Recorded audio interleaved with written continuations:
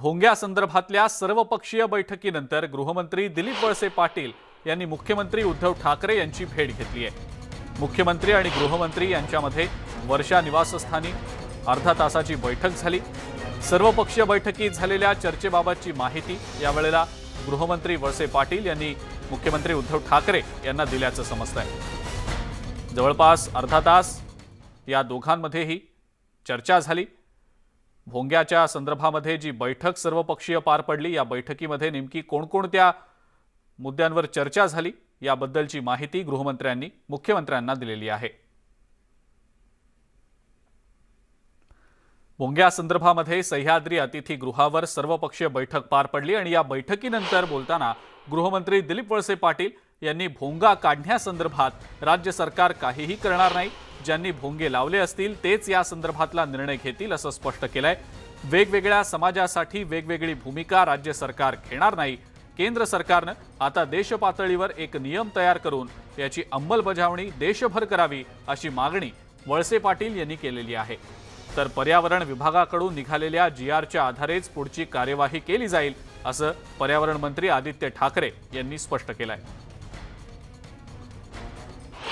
हा विषय एक महत्त्वाचा विषय आहेच, तरी देखील नॉइज पोल्युशन नॉर्म्स आणि लॉ अँड ऑर्डर ह्या दोघांचा बॅलन्स करून जे काही आज बैठक झाली, सर्वच पक्ष होते, भाजप येऊ शकली नाही, तरी देखील सर्वच पक्षांची मतं घेऊन पुढची योग्य ती कारवाई कशी करायची, याची अंमलबजावणी कशी करायची, याच्यात काही वेगळं करता येतं का, ह्याच्यावर एक मोठा विचार सुरू आहे।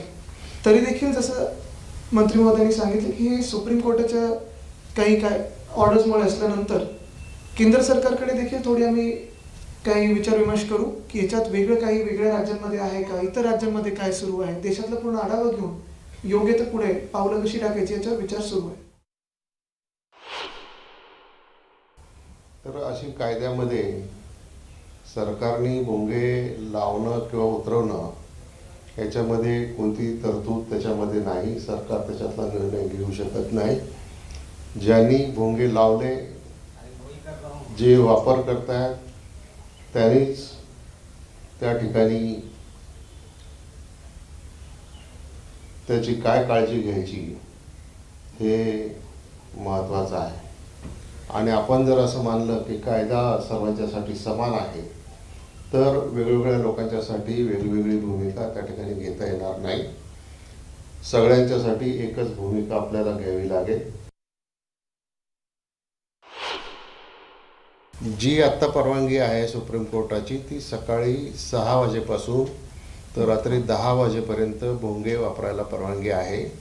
रात्री 10 ते सकाळी 6 या वेळातच फक्त भोंगे वापरायला सुप्रीम कोर्टाने बंदी घातलेली आहे। आणि बंदी घालत असताना किंवा परवानगी देत असताना आवाजाची मर्यादा ठरवून दिलेली आहे वेगवेगळ्या झोनमध्ये। स्पीकरच्या बाबतीत एक असंही मत आलं की हा निर्णय जो आहे, हा निर्णय सुप्रीम कोर्टाने निर्णय दिलेला असल्यामुळे हा संपूर्ण देशाला लागू आहे आणि देशाला लागू असल्यामुळे याच्या संदर्भामध्ये केंद्र सरकारने जर राष्ट्रीय पातळीवर काही निर्णय घेतला आणि तो संपूर्ण देशासाठी लागू केला, तर राज्यामध्ये ही वेगळी परिस्थिती त्या ठिकाणी राहणार नाही। आणि त्यामुळं आवश्यकता असेल तर सर्व पक्षांनी एक शिष्टमंडळ घेऊन केंद्रातल्या प्रमुख नेत्यांना त्या ठिकाणी भेटावं आणि त्याच्यामधून त्यांनी देश पातळीवर ही भूमिका स्पष्ट करावी, अशा प्रकारची ही भूमिका आहे। सर्वपक्षीय बहुतेक सर्वांचंच एकमत आहे की सर्वोच्च न्यायालयाने जे काही निकष आणि जे काही बंधनं घालून दिलेली आहेत त्याच्या अधीन राहूनच राज्यामध्ये झालं पाहिजे, याबद्दल कुठेही दुमत नाही।